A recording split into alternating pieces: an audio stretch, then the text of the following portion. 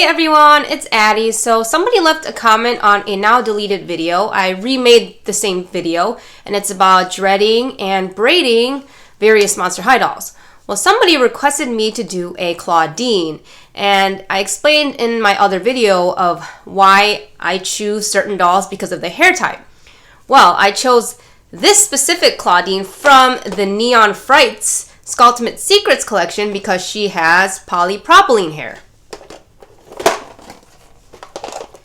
And you can see just like straight out of the box, her hair is a mess. And that is why I never leave the hair in its original state. I always add braids or dreads to elevate the look. And I am going to be adding dreads to her and some braids in between, but mainly dreads. And you will see the process of how I do it. Okay, so I will be doing a tutorial and I'll begin today, but I probably won't finish today. So if you're interested in seeing that process, just stay tuned.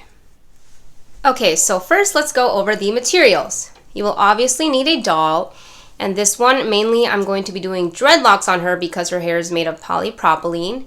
But don't worry, if you do have a doll that has saran hair, you can just do braids. I will be incorporating braids on her as well, just so I can show you the process. You will obviously need some pony beads, and this is just to add to the ends of the hairs as it creates a better look and it makes it more neat, and it also weighs the hair down so it sticks down straight. Now these two I just got from my local Hobby Lobby craft store, so please check out your local craft store. They might have mini pony beads, but don't worry if they don't have mini pony beads, you can just order them on Amazon. Now these are from Amazon, and these are special because these are glow in the dark. I always like to add glow-in-the-dark beads just because it adds like a cool effect to them.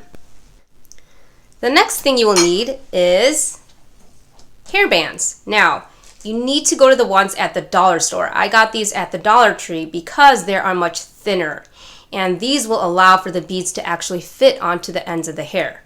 I chose a clear color because this won't affect the hair color or the beads. It is, transparent.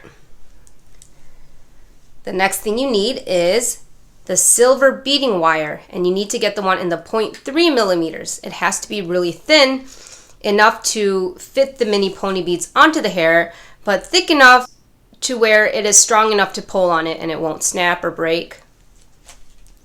Now this is just so I can easily section out the hair. And that is basically it. So let's begin the process of doing the actual hair.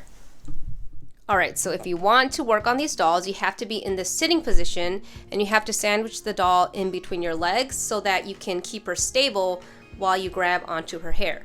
And as you can see, I have already pre-sectioned parts of her hair so that I can kind of show you how I dread and braid it. So you can see that she has two colors in her hair. The front part of her hair is purple and the rest of her hair is pink. And the braids look really cool if you kind of mix the two tones together. So for just the front of her hair, I'm going to make braids so that I create this two-toned effect.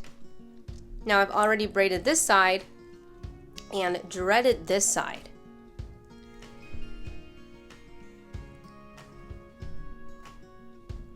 And when you finish the braid, you have to tie it off with a rubber band just to keep it in place. And then I will show you how to add the beads after I kind of braid this side and teach you how to dread. Okay, so let's start off by just braiding the other front part of her hair. You section it into however big you want the section to be. I'm actually doing the smallest sections I've ever done, so this is going to take me quite a while. The smaller the section, the longer it will take, obviously, to do her entire head. However, it looks cooler the more strands you have.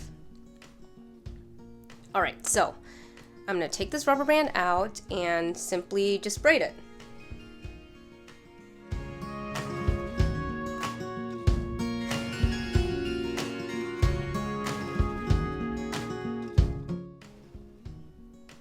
And you want to make sure to start off the braid really tight and make sure that it goes down in the direction that you feel is best.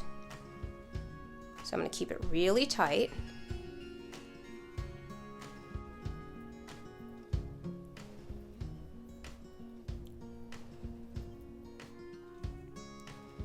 And you want to braid it as far as you can go.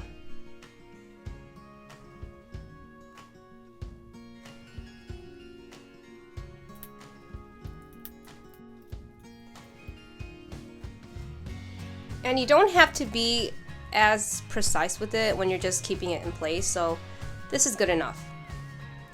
Now I will show you how to add the beads. Okay, so when you add the beads, you're just going to keep the rubber band there, and you're going to loop this metal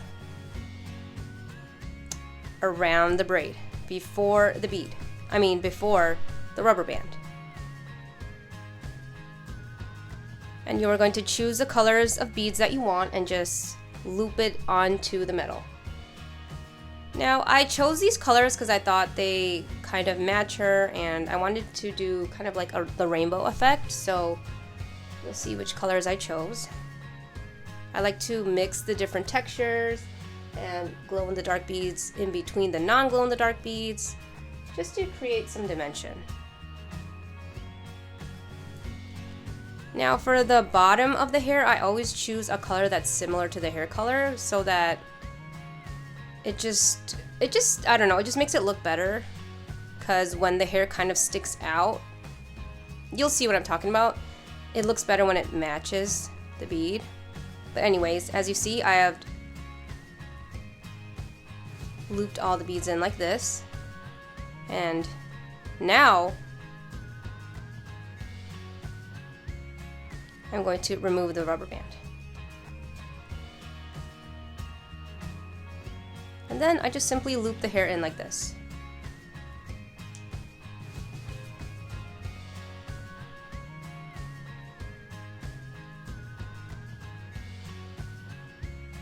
And then you're going to take this metal out. And then you're going to take this last bead and you are going to move it as far down as possible without any of the hairs coming out. So you're going to want it to look like this. And then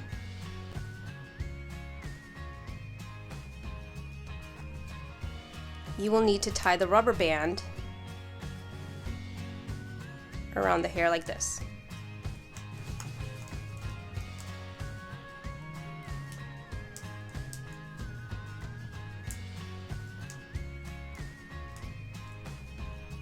And you actually have to do it a lot of times to make sure that it is tight and thin and secure.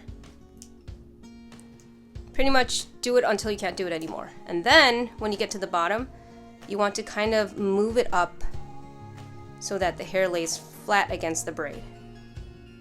And that's it. And all you simply have to do is move the beads down. And there you have it. And why I choose the bottom bead to be similar to the hair color is because, as you can see, the hair color kind of sticks out right here. And it looks a lot cleaner if the bead matches.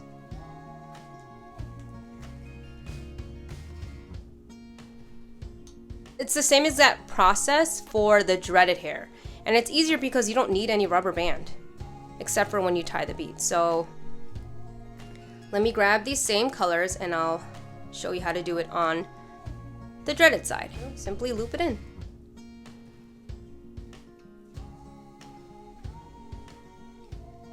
And just like before, you're just gonna bring the bead as far down as you can. Now with the dreaded hair, you can actually go farther down.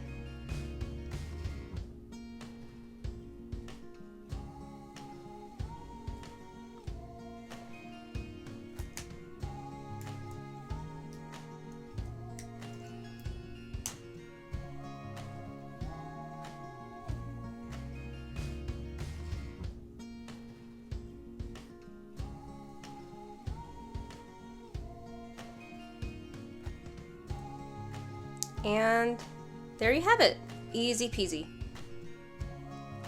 So as you can see, this is what she looks like.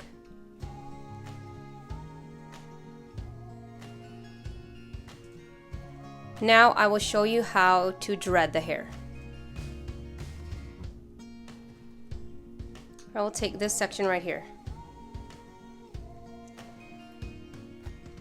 All you have to do when dreading the hair is go like this and pull. You're basically creating tangles. So rub, rub, rub, rub, rub until you kind of get in the middle and create two ends and pull. Make sure you do it very tight.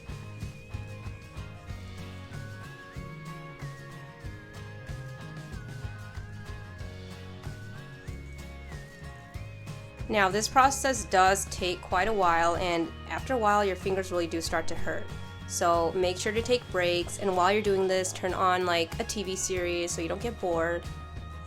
And just try to enjoy it. Don't feel like you have to rush and get everything done in one day. In fact, this is probably going to take me like a week because like I said, I want to enjoy my time. And then you can kind of like go like this to make the strand nice and clean and thin.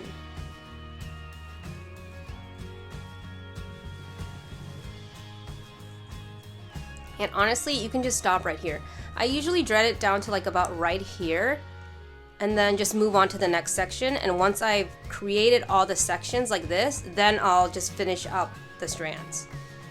So that is it for the tutorial, and once I am finished with this entire doll, I will show you guys the final reveal. Stay tuned!